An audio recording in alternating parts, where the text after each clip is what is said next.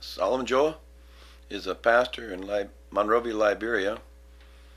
He is also the superintendent of the Saltman School, Christian schools over there, for about 1,000 pupils, and he's a leader in the Mid-Mission Baptist Fellowship over in Liberia. We had about 700 people at the conference, and this church right around maybe about 200, something like that.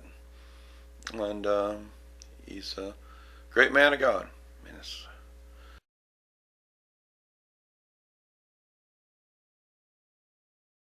to me, it seems like about 15 years we've been supporting him, and ever since we learned his plight in running in Sierra Leone away from the rebels in the Civil War of Liberia with Charles Taylor, an evil man, and great courage. And they started a Baptist church in the refugee camp over in Sierra Leone, Freetown, and they've been going strong ever since.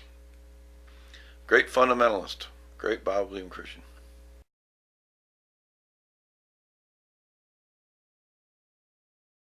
Well, you got to do what the Lord wants you to do, and I could feel the Lord would wanted me to go over there. He invited me, and we prayed about it. The Lord opens doors, and no one can shut them. And the church bought my ticket and paid for the hymnals, and I had a little bit of money, and I went on over there. And I know the Lord wanted me to help them financially, and also to some people at the church got some money up for the rice and things. But I knew they're just such a poor folks, and I know I wanted to preach, and they wanted me to preach the same thing we preach over here, fundamentalism and other things.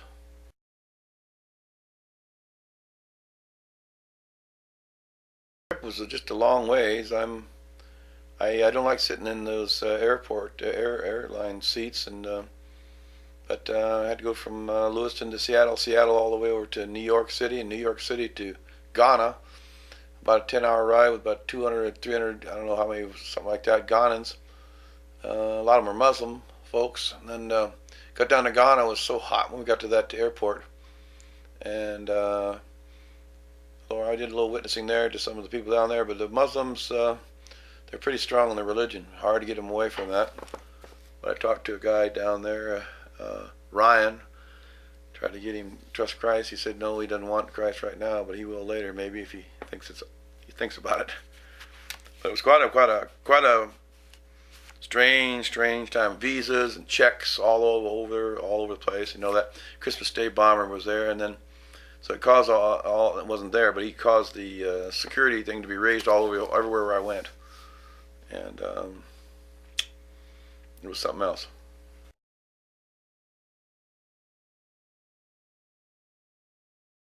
Very humid, very hot.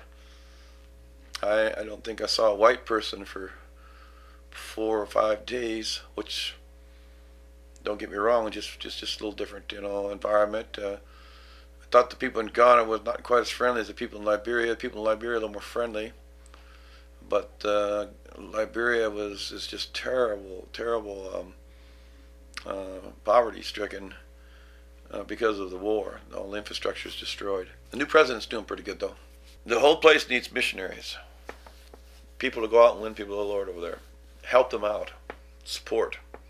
They really need it.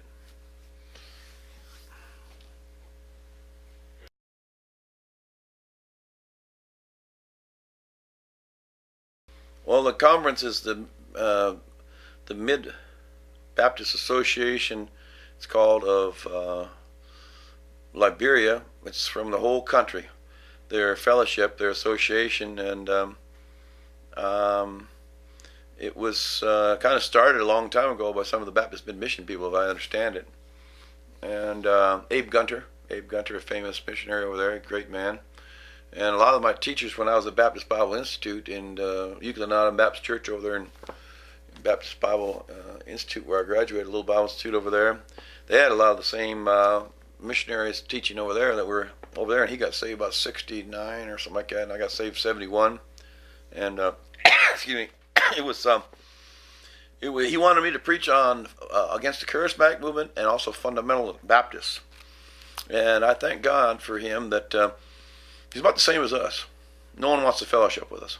Because the Bible says these be sensual, having not the spirit to separate themselves. If you write on the King James, that's one of the big issues there. They use the other Baptists, or they use the New International version, and we only use the King James. And many issues separated. Neo-evangelicalism, the music.